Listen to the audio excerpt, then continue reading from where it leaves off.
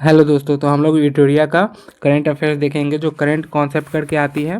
तो इसमें हम लोग जनवरी 2026 का देखेंगे जो 72वीं बीपीएससी और एईडीओ एग्ज़ाम के लिए काफ़ी महत्वपूर्ण होने वाला है, तथा और भी अन्य एग्ज़ाम जितने भी होंगे उसमें काफ़ी महत्वपूर्ण होने वाले हैं। तो हम लोग इस बुक में राष्ट्रीय घटनाक्रम इस वीडियो में देखेंगे। तो वीडियो को शुरू करते हैं। राष्ट्रीय घटनाक्रम में पहला नंबर टॉपिक है अंडमान निकोबार द्वीप समूह के लिए 373 करोड़ रुपए की विकास परियोजनाओं का शुभारंभ।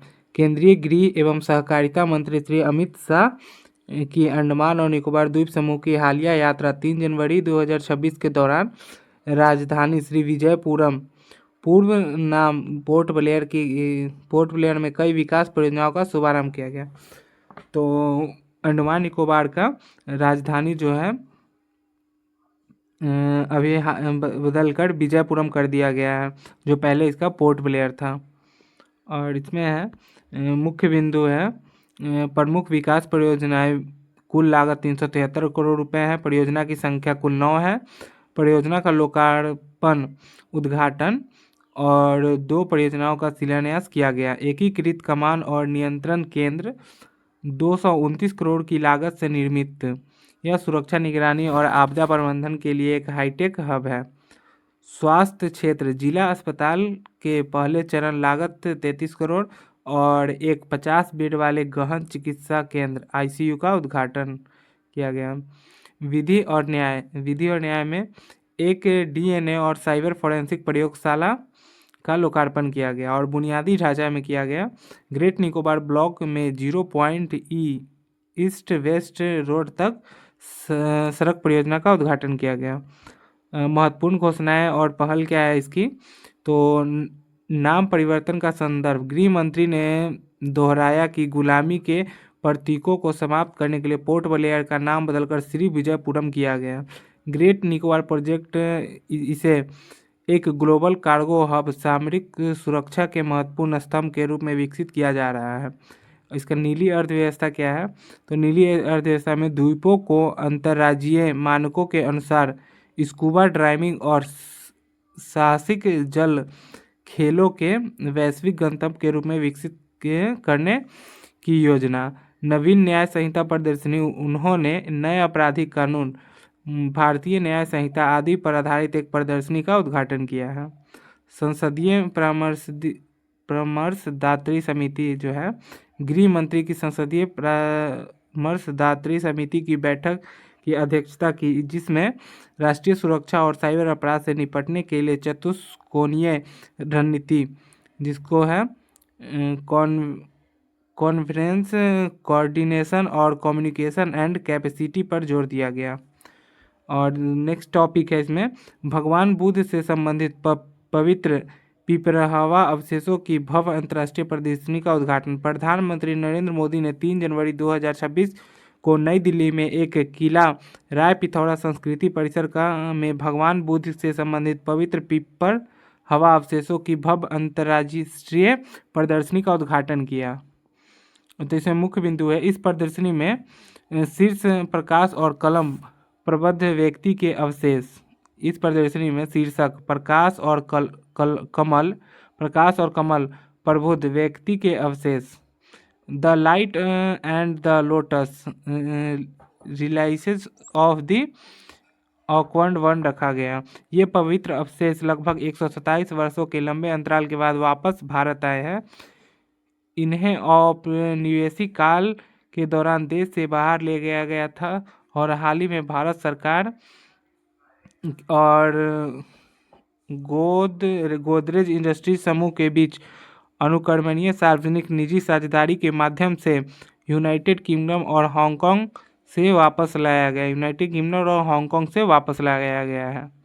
यह पहली बार है जब पिपराहवा में इन अवशेषों को राष्ट्रीय संग्रहालय और दिल्ली और भारतीय संग्रहालय कोलकाता के अन्य बौद्ध संग्रहों के साथ एक साथ प्रदर्शित किया गया है। यह प्रदर्शनी अगले 6 महीनों तक जनता के लिए खुली रहेगी, जहां लोग भगवान बुद्ध की जीवन और शिक्षाओं को इन दुर्लभ अवशेषों से दर्शन कर सकेंगे। पिपरावा अवशेष के बारे में है कुछ।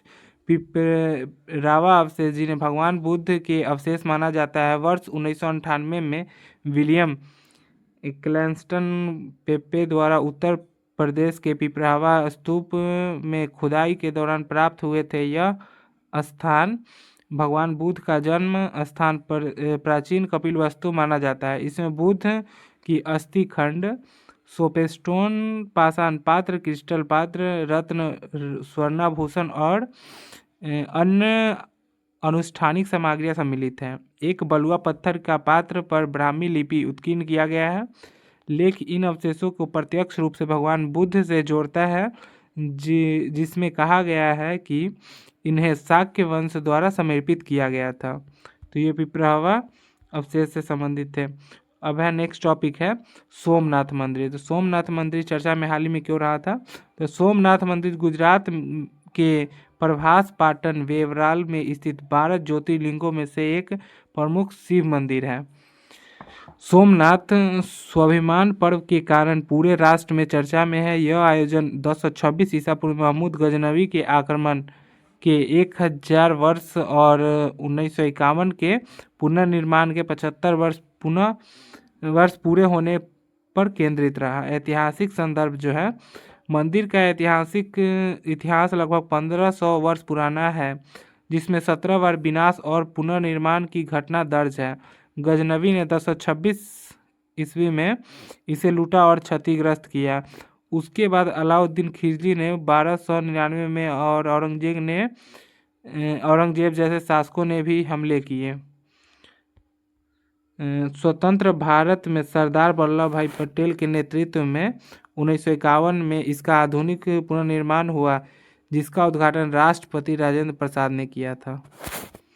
स्वाभिमान पर्व का विवरण क्या है? हाल ही में जो स्वाभिमान पर्व हुआ था सोमनाथ मंदिर में, उसका विवरण है। 8 से 11 जनवरी 2026 तक चल रहे इस पर्व में सौर यात्रा, मंत्रोच्चार, संस्कृति कार्यक्रम और वृक्षारोपण शामिल थे। प्रधानमंत्री नरेंद्र मोदी ने 10 से 11 जनवरी को इस मंदिर में प्रदर्शनी की है। स्वाभिमान दीप प्रज्वलित किया और अंगुत पुस्तिका में लिखा कि सोमनाथ भारत की एक संस्कृति चेतना का प्रतीक है। स्वाभिमान पर्व के मुख्य आयोजन जो था शीर्ष यात्रा था। प्रधानमंत्री नरेंद्र मोदी ने 11 जनवरी 2026 को सोमनाथ में एक भव्य सौर यात्रा का नेतृत्व किया। इसमें 108 घोड़ों का काफिला शामिल था। उन वीरों को सम्मान में निकाला गया जिन्होंने सदियों तक मंदिरों की रक्षा की और उन्हें अपने प्राण न्यौछावर किए। भव्य ड्रोन शो भी किया गया। मंदिर परिसर में लगभग 3000 ड्रोन की मदद से एक विशाल शो आयोजित किया, जिसमें आकाश में भगवान शिव और शिवलिंग और सोमनाथ मंदिर की 3D आकृति बनाई गई। अखंड ओंकार जाप इस महोत्सव के दौरान 72 घंटे तक निरंतर ओंकार मंत्र जाप और वैदिक मंत्रों का मंत्रोच्चार किया गया। नेक्स्ट टॉपिक है इसका, केंद्रीय मंत्री धर्मेंद्र प्रधान द्वारा शास्त्रीय भाषाओं में 55 विद्वतापूर्ण कृतियों का विमोचन किया गया। केंद्रीय शिक्षा मंत्री धर्मेंद्र प्रधान ने जनवरी 2026 में नई दिल्ली में आयोजित एक कार्यक्रम में शास्त्रीय भारतीय भाषाओं तेलुगु, तमिल, मलयालम, कन्नड़ और उड़ीसा में 55 विद्वतापूर्ण साहित्य कृतियों और तिरुक्कुरल भारतीय सांकेतिक भाषा ISL की व्याख्या का विमोचन किया। मुख्य बिंदु क्या है? विमोचन जो है 55 पुस्तक किए गए, जिसमें कन्नड़ के 22 थे, तेलुगु के 8 और उड़िया के 10, मलयालम के 1 और तमिल के 13 कृतियाँ शामिल थीं। तिरुक्कुरल क्या है? तिरुक्कुरल के भारतीय सांकेतिक भाषा ISL के 13 पुस्तकों के साथ व्याख्या जारी की गई, जो ज्ञान समावेशी को पहुँच को दर्शाती है। उद्देश्य क्या था? भारत की भाषाई विरासत को शिक्षा, अनुसंधान और संस्कृति गर्भ केंद्र में लाना, भाषाई विविधता के सम्मान करना। मंत्रालय की पहल जो है, शिक्षा मंत्रालय भारतीय भाषाओं की शिक्षा को बढ़ावा दे रहा है, जिसमें प्राथमिक से उच्च शिक्षा और इंजीनियरिंग व चिकित्सा जैसे पाठ्यक्रमों में भी भारतीय भाषाओं का उपयोग शामिल है। प्रकाशक क्या है? केंद्रीय भारतीय भाषाओं का संस्थान में केंद्रीय शास्त्रीय तमिल संस्थान इन पुस्तकों को प्रकाशित किया है। यह विमोचन राष्ट्रीय शिक्षा नीति 2020 के अनुरूप है, जो भारतीय भाषाओं में शिक्षा और अनुसंधान को प्राथमिकता देती है। और टॉपिक नंबर 5 है इसका, NHAI ने 2 गिनीज रिकॉर्ड हासिल किया। 2 गिनीज रिकॉर्ड NHAI द्वारा हासिल किया गया। इसमें क्या है? भारतीय राष्ट्रीय राजमार्ग प्राधिकरण NHAI ने बेंगलुरु कडप्पा विजयवाड़ा आर्थिक गलियारे के वोनवुलु वंकर कुंटा खंड पर विटुमिनस कंक्रीट बिछाने में 2 गिनीज वर्ल्ड रिकॉर्ड स्थापित किए। यह 6 लेन वाली परियोजना कर्नाटक और आंध्र प्रदेश के बीच संपर्क को मजबूत करेगी। ये कहाँ कहाँ करेगी? तो कर्नाटक और आंध्र प्रदेश के बीच संपर्क को मजबूत करेगी। विश्व रिकॉर्ड जो है घंटे में असाधारण मात्रा में बिटुमिनस कंक्रीट बिछाकर यह रिकॉर्ड बनाया, जो 6 लेन वाले राजमार्ग के लिए वैश्विक स्तर पर पहली उपलब्धि है। 6 लेन वाला जो है पहले रिकॉर्ड में 28.89 लेन किलोमीटर और दूसरे में 10,655 मीट्रिक टन बिटुमिनस कंक्रीट की निरंतर लेयरिंग शामिल है। महत्व क्या है इसका? तो यह 343 किलोमीटर लंबा गलियारा व्यापार, पर्यटन, आर्थिक विकास योजना को बढ़ावा देने के लिए बढ़ावा देगा, साथ ही यात्रा समय और दूरी की कमी लाएगा। केंद्रीय मंत्री नितिन गडकरी ने आंध्र प्रदेश के मुख्यमंत्री चंद्रबाबू नायडू के सराहना की। तो ये NHAI गिनीज वर्ल्ड रिकॉर्ड जो हासिल किया गया, यह कर्नाटक और आंध्र प्रदेश में है, बनाया गया, जो 343 किलोमीटर है। तो अतिरिक्त उपलब्धियां क्या है? तो जनवरी 2026 में इसी गलियारे में 2 और रिकॉर्ड बने, जैसे 156 लेन किलोमीटर और 57,500 मीट्रिक टन बिटुमिनस कंक्रीट बिछाना, जो भारत की इंजीनियरिंग क्षमता दर्शाते हैं। कुल 4 रिकॉर्ड बन चुके हैं। नेक्स्ट है टॉपिक नंबर 6 है आधार का आधिकारिक शुभंकर उदय। आधार का आधिकारिक शुभंकर उदय, तो इसमें क्या है? भारतीय विशिष्ट पहचान प्राधिकरण UIDAI ने हाल ही में 8 जनवरी 2026 के आधार पर आधिकारिक शुभंकर उदय लॉन्च किया। इसका उद्देश्य आधार से जुड़ी तकनीकी जानकारियों को आम नागरिकों के लिए सरल सुलभ बनाना है। मुख्य बिंदु इसमें क्या है? उदय एक डिजिटल साथी है, कम्युनिकेशन कॉम्पेनियन की तरह काम करेगा। यह लोगों को आधार अपडेट, प्रमाणीकरण, ऑथेंटिकेशन और ऑफलाइन सत्यापन जैसी सेवाओं के बारे में आसान भाषा में जानकारी देगा। इस शुभंकर का डिजाइन और नाम एक राष्ट्रीय स्तर प्रतियोगिता माई गवर्नमेंट प्लेटफॉर्म पर के जरिए चुना गया है। इसमें देश भर में 875 प्रविष्टियां आई थीं। केरल के अरुण गोकुल को इस डिजाइन का प्रतियोगिता में विजेता घोषित किया गया। लॉन्च किया गया शुभंकर उदय इन्होंने ही डिजाइन किया है। यह न केवल लोगों को श्रम और आशंकाओं को दूर करेगा, बल्कि आधार के सुरक्षित और जिम्मेदार उपयोग के प्रति जागरूकता भी फैलाएगा। यह कैसे मदद पहुंचाएगा? तो उदय एक चैट बॉक्स और विजुअल गाइडेड रूप में यह काम करेगा, जो आपको यह बताने में मदद करेगा कि कौन सी सर्विस के लिए कितना शुल्क देना है। आप घर बैठे कौन कौन से अपडेट खुद कर सकते हैं, आधार के नए फीचर्स और तकनीकों का उपयोग कर सकते हैं। 7 नंबर टॉपिक है इसमें जिला आधारित वस्त्र परिवर्तन पहल।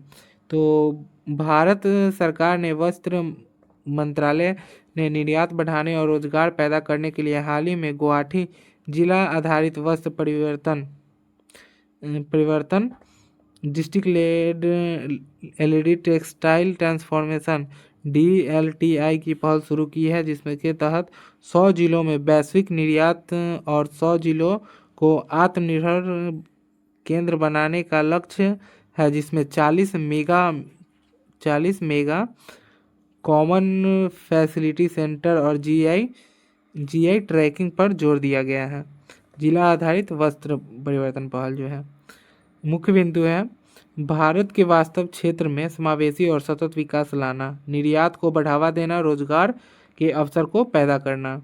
वर्गीकरण करना, जिसमें जिला की 2 श्रेणियों में बांटा गया है, विजेता जिला और आकांक्षी जिला। विजेता जिलों के लिए क्या है, तो मेगा कॉमन फैसिलिटी सेंटरों का उन्नयन है। उद्योग जो 4.0 है का एकीकरण करना है। प्रत्यक्ष निर्यात बाजार का संपर्क लाना है, को सुगम बनाना है। प्रत्यक्ष निर्यात बाजार संपर्क को सुगम बनाना है। आकांक्षी जिले के लिए क्या है, तो बुनियादी ढांचे तैयार करना है, कार्यबल को औपचारिक बनाना है, स्थानीय हस्तशिल्प जीआई ट्रैकिंग के लिए प्राथमिकता देना है। इसका लक्ष्य भी रखा गया है, तो 100 उच्च क्षमता वाले जिलों को वैश्विक निर्यात बनाना और 100 आकांक्षी जिलों को आत्मनिर्भर केंद्र बनाना है। महत्व इसका जो है, यह योजना एमएसएमईज को मजबूत करती है और श्रम औपचारिक बनाती है और पूर्वोत्तर और पूर्वी क्षेत्रों के सहित आकांक्षी जिलों को विकास में तेजी लाती है। केंद्रीय गृह मंत्री अमित शाह द्वारा आंतरिक सुरक्षा व्यवस्था मजबूत करने के लिए NIDMS का शुभारंभ किया गया। तो इसका है 9 जनवरी 2026 को केंद्रीय गृह मंत्री अमित शाह ने NIDMS national IED data management system का उद्घाटन किया। यह भारत की आंतरिक सुरक्षा और डिजिटल रूप से और भी मजबूत कर दिया। यह प्रणाली केवल डेटाबेस नहीं बल्कि आतंकवाद के विरुद्ध एक नेक्स्ट जनरेशन सुरक्षा कवच है। तो इसमें मुख्य बात है जो है, तो यह गृह मंत्री ने जोर दिया कि आधुनिक समय में युद्ध और सुरक्षा केवल जमीन पर नहीं बल्कि डेटा और तकनीकी माध्यम से भी लड़ी जाती है। NIDMS विभिन्न सुरक्षा एजेंसियों के बीच सूचना को आदान प्रदान करेगा, इंफॉर्मेशन शेयरिंग का आसान बनाएगा। यह सिस्टम विदेशी तकनीक और सुरक्षा के प्रति भारत की बढ़ती प्रतिबद्धता को दर्शाता है।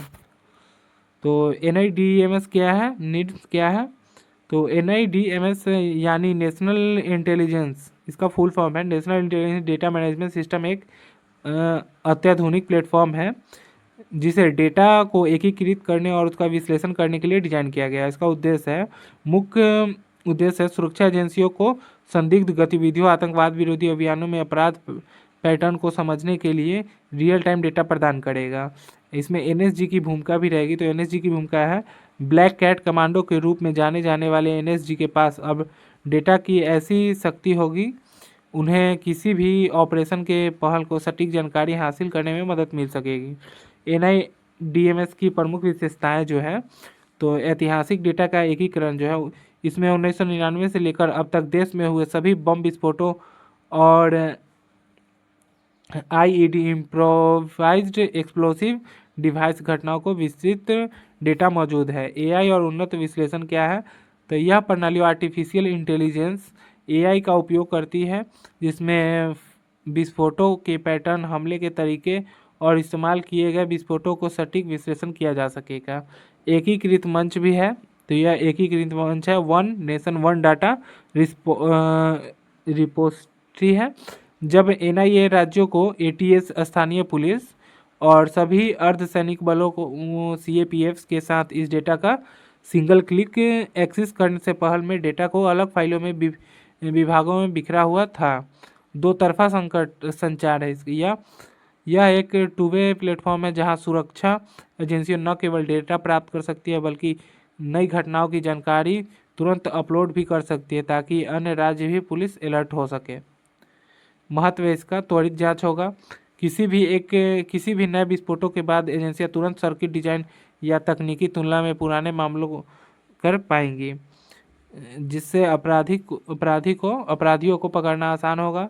सुरक्षा ग्रिड का है, यह system ICJS2 inter operable criminal justice system के साथ जुड़कर देश को मौजूद सुरक्षा ग्रिड तैयार करेगा। रणनीतिक बढ़त होगी इसमें। इसके माध्यम से सुरक्षा बल भविष्य के खतरों को पुनर्नुमान लगा सकेंगे और बेहतर बम निरोधक रणनीतियाँ बना सकेंगे। इसमें नोट भी दिया हुआ है। तो इस प्रणाली को NSG नेशनल सिक्योरिटी गार्ड के नेशनल बम डेटा सेंटर के द्वारा विकसित किया गया है, जो मानेसर हरियाणा में स्थित है। इसका कहाँ पे है? तो मानेसर हरियाणा में स्थित है डेटा सेंटर। नई दिल्ली में भारतीय भाषाओं पर तीसरे अंतर्राष्ट्रीय सम्मेलन का उद्घाटन। नई दिल्ली में भारतीय भाषा पर तीसरे अंतर्राष्ट्रीय सम्मेलन का उद्घाटन। तो उपराष्ट्रपति श्री सीपी राधाकृष्णन ने हाल ही में नई दिल्ली में भारतीय भाषाओं में तीसरे अंतर्राष्ट्रीय सम्मेलन का उद्घाटन किया, जहां उन्होंने भाषाई विविधता और भारत के सभ्यतागत पहचान और लोकतांत्रिक मूल्यों संरक्षण बताया। भारतीयों के लिए संरक्षण के लिए प्रौद्योगिकी और उपयोग का आह्वान किया। मुख्य बिंदु क्या है इसमें? भाषाई समावेशिता बढ़ेगा, प्रौद्योगिकी और भाषा और राष्ट्रीय नई शिक्षा नीति 2020 सांस्कृतिक एकता। तो भाषाई समावेशिता में भाषाओं के प्रयोग न केवल बोलचाल बल्कि शासन प्रणाली, शासन, न्यायपालिका और शिक्षा के क्षेत्रों में भी बढ़ावा देगा। और प्रौद्योगिकी और भाषा में सम्मेलन इस बात पर जोर देगा कि आर्टिफिशियल इंटेलिजेंस और आधुनिक तकनीक को उपयोग क्षेत्रीय भाषा और अनुवाद को सुगम बनाया जाए। राष्ट्रीय नई शिक्षा नीति पर भी जोर दिया गया 2020 का। उसमें क्या है? यह आयोजन मातृभाषा में शिक्षा देने सरकार के साथ मेल रखता है ताकि छात्र अपनी जड़ों से जुड़ सके। उपराष्ट्रपति ने इस बात पर प्रकाश डाला कि भाषाएं केवल संवाद का माध्यम नहीं बल्कि हमारे इतिहास और मूल्यों का संवाहक है। तो इसमें कौन भाग लिए? तो उपराष्ट्रपति ने इसका उद्घाटन किया गया नई दिल्ली में भारतीय भाषाओं के तीसरे अंतर्राष्ट्रीय सम्मेलन। तो उपराष्ट्रपति ने इसका उद्घाटन किया। विकसित भारत यंग डायलॉग 2026 का दूसरा संस्करण। विकसित भारत यंग लीडर्स डायलॉग 2026 का दूसरा संस्करण। तो इसमें है विकसित भारत यंग लीडर 2026 का दूसरा संस्करण हाल ही में नई दिल्ली में भारत मंडपम में आयोजित किया गया। यह कार्यक्रम प्रधानमंत्री नरेंद्र मोदी के उस विजन का हिस्सा है जिसमें उन्होंने लाल किले से आह्वान किया था कि राजनीति और सार्वजनिक जीवन में ऐसे 1 लाख युवाओं को जोड़ा जाए जिसका कोई राजनीतिक बैकग्राउंड न हो। विकसित भारत यंग लीडर्स डायलॉग में किया गया लाल किले से कि 1 लाख युवाओं को जोड़ा जाएगा जिसका कोई राजनीतिक बैकग्राउंड न हो। तो इसके मुख्य बिंदु है, यह कार्यक्रम 9 से 12 जनवरी 2026 तक चल रहा। इसका समापन 12 जनवरी को स्वामी विवेकानंद की जयंती पर राष्ट्रीय युवा दिवस के अवसर पर हुआ। इसमें देश के लगभग 3000 युवा लीडर्स ने हिस्सा लिया। युवाओं का चयन डिजिटल क्विज, निबंध प्रतियोगिता और स्तरीय प्रेजेंटेशन के माध्यम से किया गया था। इस बार के डायलॉग में डिजाइन फॉर भारत और टेक फॉर विकसित भारत जैसे नए ट्रैक जोड़े गए। इसका उद्देश्य युवाओं को विचारों को, नवाचार को सीधे सरकार के शीर्षक नेतृत्व तक पहुंचाने का रहा ताकि 2047 तक विकसित राष्ट्र बनाने का लक्ष्य को गति मिल सके। नेक्स्ट है इसका 11 नंबर टॉपिक है 53वां नई दिल्ली विश्व पुस्तक मेला जो है न्यू दिल्ली में लगा था। 53वां न्यू दिल्ली विश्व पुस्तक मेला में क्या था? 53वें नई दिल्ली विश्व पुस्तक मेले का औपचारिक उद्घाटन केंद्रीय शिक्षा मंत्री धर्मेंद्र प्रधान ने 10 जनवरी 2026 को नई दिल्ली में भारत मंडपम जो प्रगति मैदान है में किया गया। यह संस्करण अपनी खास थीम और पहली बार दी गई फ्री एंट्री की सुविधा के कारण काफ़ी चर्चा में रही। मुख्य बिंदु है, यह पुस्तक मेला 10 से 18 जनवरी 2026 तक भारत मंडपम प्रगति मैदान नई दिल्ली में नेशन बुक ट्रस्ट NBT की शिक्षा मंत्रालय द्वारा आयोजित किया गया। इस वर्ष की थीम भारतीय सैन्य ऐतिहासिक शौर्य प्रजा @75 Indian military history valour and wisdom @75 थी।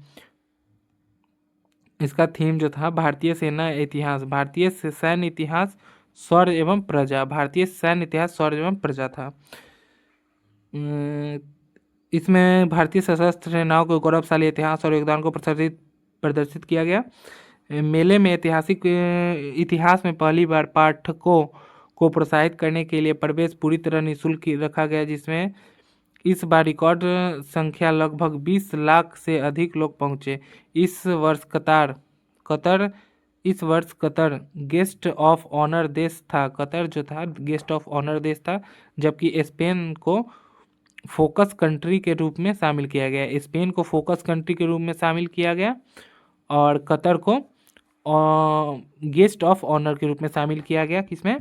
तो यह नई दिल्ली में विश्व पुस्तक मेला में, जो 10 से 18 जनवरी को चला था। इसका थीम जो है भारत सन इतिहास शौर्य एवं प्रजा @75।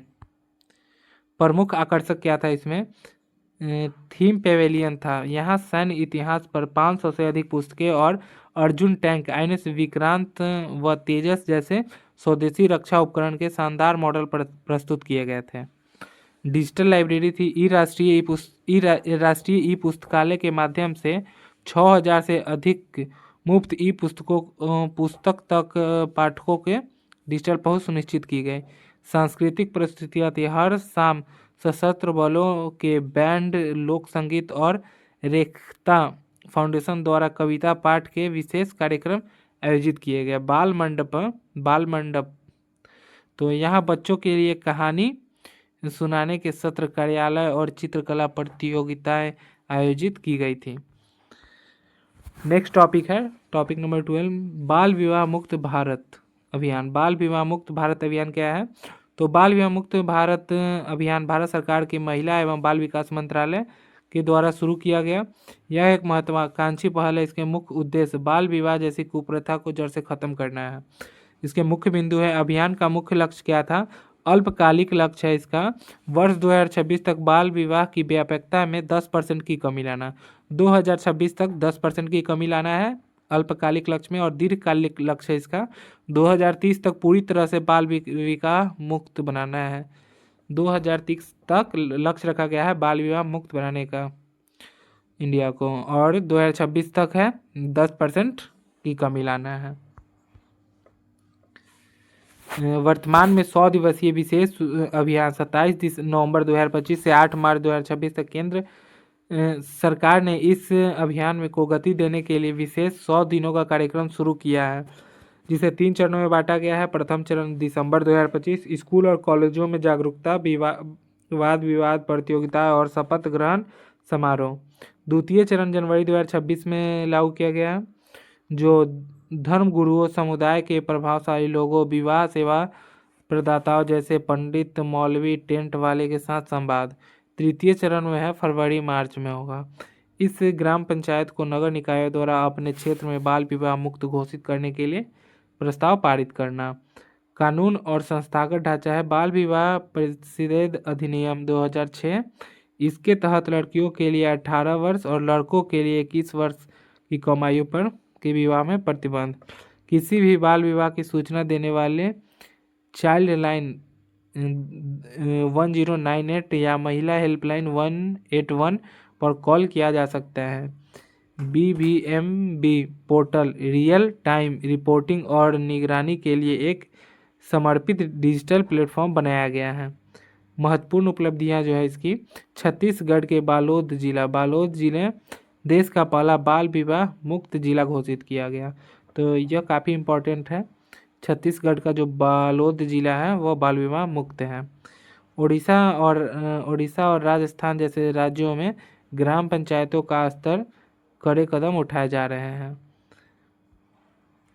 25वां अखिल भारतीय प्रमुख पतन सांस्कृतिक सम्मेलन 2025-26। 25वां अखिल भारतीय प्रमुख पत्तन सांस्कृतिक सम्मेलन 2025-26। तो ओडिशा के पारादीप बंदरगाह पर हाल ही में 25वां अखिल भारतीय प्रमुख पत्तन बंदरगाह सांस्कृतिक सम्मेलन 2025-26 का आयोजन हुआ। यह 4 दिवसीय कार्यक्रम अपनी कलात्मक प्रस्तुतियों और विभिन्न बंदरगाहों के बीच सांस्कृतिक एकता चर्चा में रहा।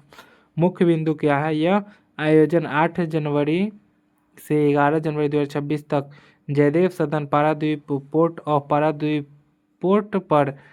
पोर्ट अथॉरिटी और major ports sports control board द्वारा किया गया।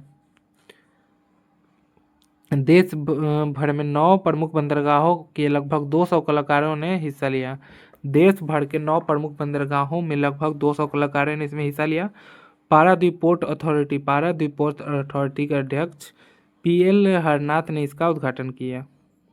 अखिल भारतीय प्रमुख पत्तन सांस्कृतिक सम्मेलन है जो ओडिशा के पारादीप बंदरगाह पर आयोजन किया गया, जो 25वां संस्करण था। विभिन्न सांस्कृतिक विविधताओं, नृत्य, नाटक, संगीत और कड़ी प्रतिस्पर्धा के बाद विजेताओं की घोषणा की गई। ओवरऑल चैंपियन में श्याम प्रसाद मुखर्जी, ओवरऑल चैंपियन में इसमें याद रखिएगा श्याम प्रसाद मुखर्जी, पोर्ट अथॉरिटी कोलकाता में। और उप विजेता जो है तो मुंबई पोर्ट अथॉरिटी है, उपविजेता मुंबई पोर्ट अथॉरिटी है। संयुक्त द्वितीय उपविजेता है दीनदयाल पोर्ट अथॉरिटी कांडला और कोचिन पोर्ट अथॉरिटी। अक्का पड़े योजना क्या है? तो जनवरी 2026 में मुख्यमंत्री सिद्धारमैया के नेतृत्व में कर्नाटक सरकार ने अक्का पड़े योजना की शुरुआत की, जिसे बड़ी बहन बल, एल्डर सिस्टर फोर्स के रूप में जाना जाता है। बड़ी बहन बल के रूप में जाना जाता है अक्का पड़े। तो इसका जो है मुख्य उद्देश्य में इसका प्राथमिक उद्देश्य सार्वजनिक स्थानों पर महिलाओं और नाबालिग लड़कियों की सुरक्षा सुनिश्चित करना है और इसके खिलाफ होने वाली हिंसा, उत्पीड़न और शोषण को रोकना है। इस योजना के तहत महिला पुलिसकर्मियों और प्रशिक्षित महिला होम गार्ड्स की टीमें बनाई गई हैं जो संवेदनशील क्षेत्रों में गश्त करेगी। यह टीमें विशेष रूप से स्कूल, कॉलेज और bus stand, railway station, park, भीड़ भाड़ वाले बाजारों में तैनात की जाएगी। इसका प्रमुख कार्य और जिम्मेदारियां क्या है? अक्का पड़ेगी संकट में फंसी महिलाओं और बच्चों को तुरंत मदद पहुंचाना और आपातकालीन कॉल्स पर प्रतिक्रिया देना। और क्या है? स्कूल और कॉलेजों में जाकर छात्रों के गुड टच, बैड टच, बाल विवाह, नशीली दवाओं दुरुपयोग जैसे जागरूकता करना है। यह बल राज्य स्तरीय हेल्पलाइन नंबरों जैसे 112, 181 और 1098 के साथ मिलकर काम करती है। शुरुआत में इसे मैसूर, बेलगावी और दक्षिण कन्नड़ जैसे जिलों में पायलट आधार पर शुरू किया गया था, जिसे अब पूरे राज्य के 31 जिलों में लागू करने का निर्णय लिया गया है।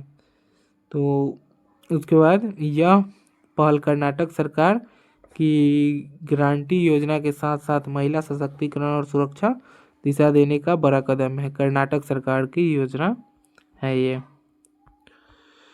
विशाखापट्टनम में लाइट हाउस फेस्टिवल 3.0 का आयोजन। विशाखापट्टनम में लाइट हाउस महोत्सव 3.0 का आयोजन भारत के समुद्री इतिहास में पर्यटन को बढ़ावा देने की दिशा में एक बड़ा कदम है।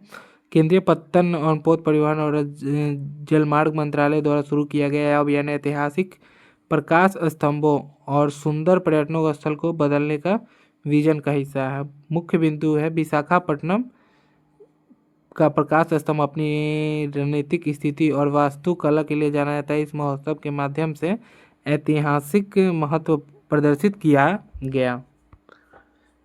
इसमें महोत्सव में स्थानीय लोक संगीत, नृत्य और कला प्रदर्शनियां आयोजित की जाती हैं जो आंध्र प्रदेश की समृद्ध संस्कृति को दर्शाती है। सरकार का लक्ष्य लाइट हाउस के आसपास के क्षेत्रों में म्यूजियम, बच्चों के लिए पार्क, बैठने की व्यवस्था विकसित करना ताकि इन्हें लैंडमार्क पर्यटन स्थल के रूप में स्थापित किया जा सके। तो विशाखापट्टनम लाइट हाउस महोत्सव का ये है। विशाखापट्टनम लाइट हाउस महोत्सव में का महत्व जो है यह बंगाल की खाड़ी के तट में स्थित है और सदियों से जहाज़ों के सुरक्षित आवागमन मदद कर रहा है। विशाखापट्टनम प्रसिद्ध लाइट हाउस डॉल्फिन नोज पहाड़ी पर स्थित है जहां से समुद्र का विहंगमन दृश्य दिखाई देता है। विजन लाइट हाउस टूरिज्म क्या है? तो भारत सरकार ने देश भर के 75 ऐतिहासिक प्रकाश स्तंभों को पर्यटन स्थलों के रूप में विकसित करने की योजना बनाई है। डिजिटल इंडिया भाषणी डिवीजन क्या है? चर्चा में क्यों रहा? तो यह भारतीय भाषाओं में पब्लिक सर्विसेज को बढ़ावा देने के लिए Madhya Pradesh digital India Bhashini division के साथ समझौता किया गया। यह मध्य प्रदेश के एक बेहद सराहनीय और दूरदर्शी कदम है। इससे मध्य प्रदेश की विविध बोलियों जैसे बुंदेली, बाघेली, मालवी, भीली आदि को समझने के लिए उन्हें उत्तर में मदद मिलेगी। मुख्य बिंदु है डिजिटल इंडिया भाषणी के साथ यह साझेदारी सरकारी सेवा और आम नागरिकों के बीच भाषाई बाधा को खत्म करने की दिशा में गेम चेंजर साबित होगी। Digital India Bhashini division Bharat सरकार की नई अत्यंत महत्वाकांक्षी पहल है।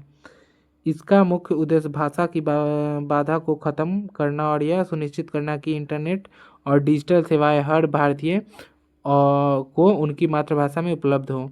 मुख्य उद्देश्य इसका जो है डिजिटल समावेशन है, तो इसमें उन लोगों तक डिजिटल सेवाएं पहुंचाना है जो अंग्रेजी नहीं जानते हैं। स्थानीय भाषा में सामग्री जो है इंटरनेट पर भारतीय भाषाओं में कंटेंट उपलब्ध कराना है। एआई स्टार्टअप्स को बढ़ावा देना है। भारतीय भाषाओं के लिए नए ऐप्स और टूल्स बनाने वाले स्टार्टअप्स डेटा को प्लेटफॉर्म प्रदान करना है। भाषणी क्या है? तो भाषणी भारत सरकार का एआई आधारित भाषा अनुवाद प्लेटफॉर्म है।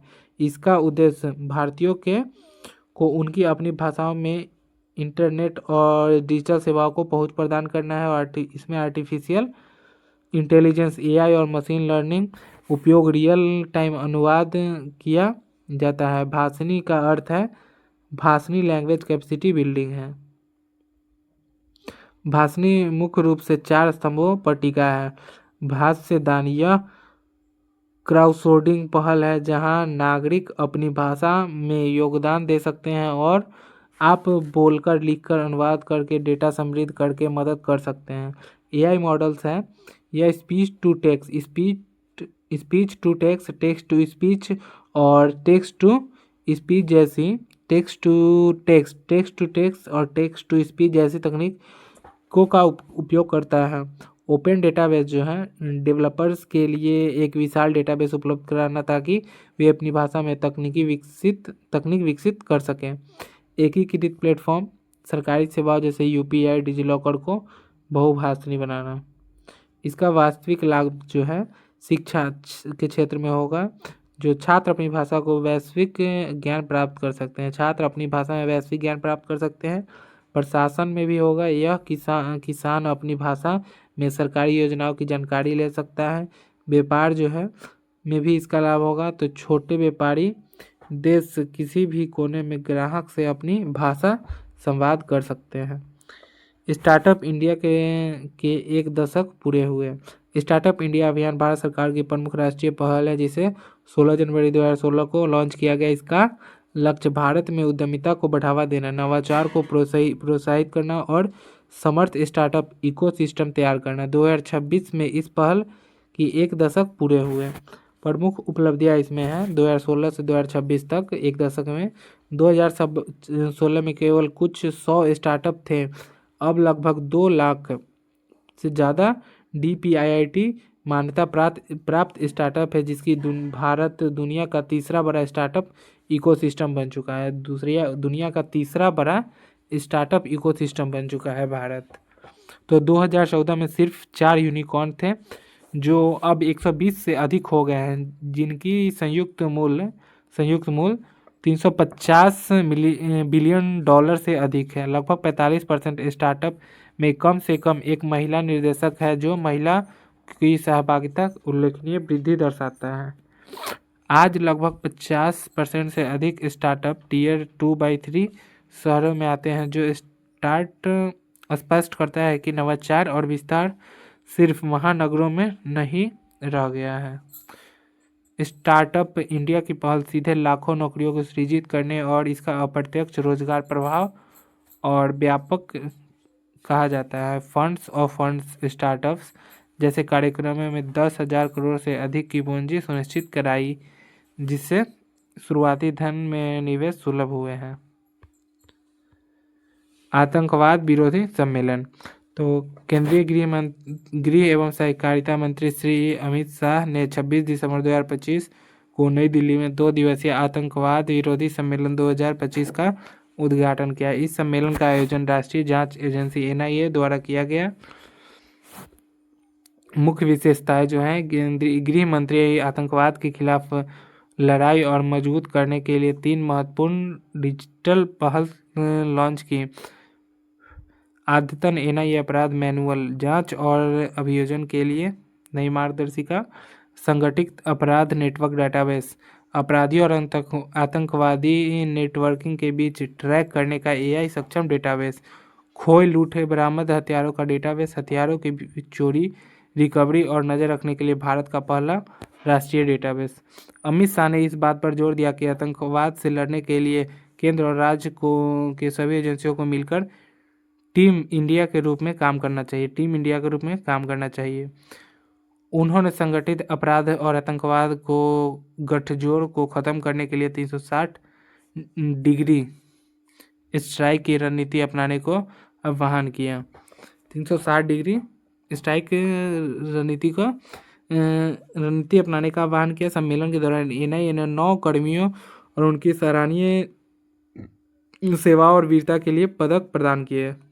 9 कर्मियों और उनको सराहनीय सेवाओं के लिए वीरता के लिए पदक प्रदान किए। सम्मेलन का उद्देश्य क्या था?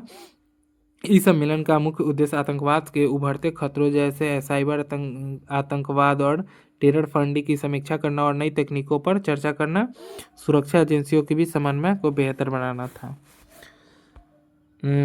19 नंबर टॉपिक है ई स्वास्थ्य संवाद। ई स्वास्थ्य संवाद क्या है? तो राजस्थान सरकार ने चिकित्सा प्रणाली में पारदर्शिता और बेहतर समन्वय के लिए ई स्वास्थ्य संवाद नामक एक नया डिजिटल कम्युनिकेशन प्लेटफॉर्म लॉन्च किया है। राजस्थान ने ई संवाद नामक डिजिटल प्लेटफॉर्म लॉन्च किया है। मुख्य उद्देश्य है इसका राज्य के नागरिकों को डिजिटल माध्यम से जैसे व्हाट्सएप, एसएमएस और पोर्टल स्वास्थ्य संबंधी जानकारी सरकारी योजनाओं जैसे चिरंजीवी योजना का विवरण, बीमारियों से बचाव उपाय उपलब्ध कराना। सीधा संवाद, इसके जरिए स्वास्थ्य विभाग सीधे आम जनता से जुड़ पाता है, जिससे सूचनाओं का प्रसार त्वरित और पारदर्शी होता है। फीडबैक तंत्र है, यह केवल एक तरफा संचार नहीं बल्कि इसके माध्यम से सरकार जनता से उनकी स्वास्थ्य सेवाओं का अनुभव और फीडबैक प्राप्त कर सकती है। इसी में है इसका प्रमुख लाभ क्या क्या है? तो इसका लाभ जो है पहुँच है। दूर दराज ग्रामीण क्षेत्रों में जहां डॉक्टर की तत्काल उपलब्धता कम हो सकती है, वहां यह डिजिटल माध्यम बुनियादी जानकारी पहुंचने में सहायक है। जागरूकता है, मौसमी बीमारी जैसे डेंगू, लू और के दौरान हाई अलर्ट और सावधानियां भेजने के लिए एक प्रभावी उपकरण है। योजनाओं की जानकारी सरकारी अस्पतालों में मिलने वाली मुफ्त सुविधा और जांचों के बारे में लोगों को जागरूक करना। विशेष नोट है, राजस्थान इस तरह की डिजिटल गवर्नेंस और हेल्थ टेक सुधारों में अग्रणी राज्यों में से एक रहा है। टॉपिक नंबर 20 है भारत दुनिया का तीसरा सबसे बड़ा रेयर अर्थ भंडार। भारत दुनिया का तीसरा सबसे बड़ा रेयर अर्थ भंडार तो क्या है? एमिकस ग्रोथ की दिसंबर 2025 रिपोर्ट के अनुसार भारत अब रेयर अर्थ रिजर्व के मामले में दुनिया का तीसरा बड़ा देश बन गया है। रेयर अर्थ रिजर्व के मामले में तीसरा बड़ा देश बन गया है।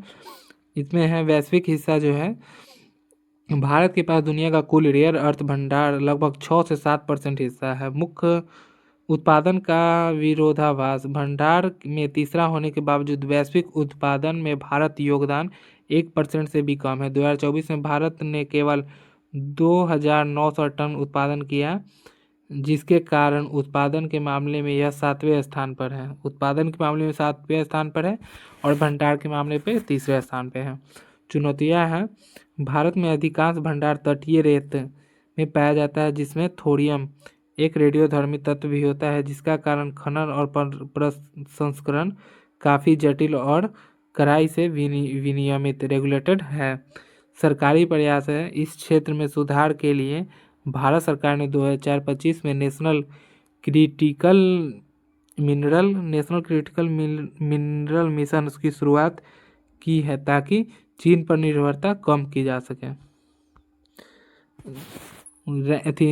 रेयर अर्थ मेटल में भारत का रैंकिंग जो है तीसरे नंबर पे है। फर्स्ट नंबर पे है चीन, जो 44 मिलियन टन अनुमानित है भंडार का। 44 मिलियन टन अनुमान का भंडारित है।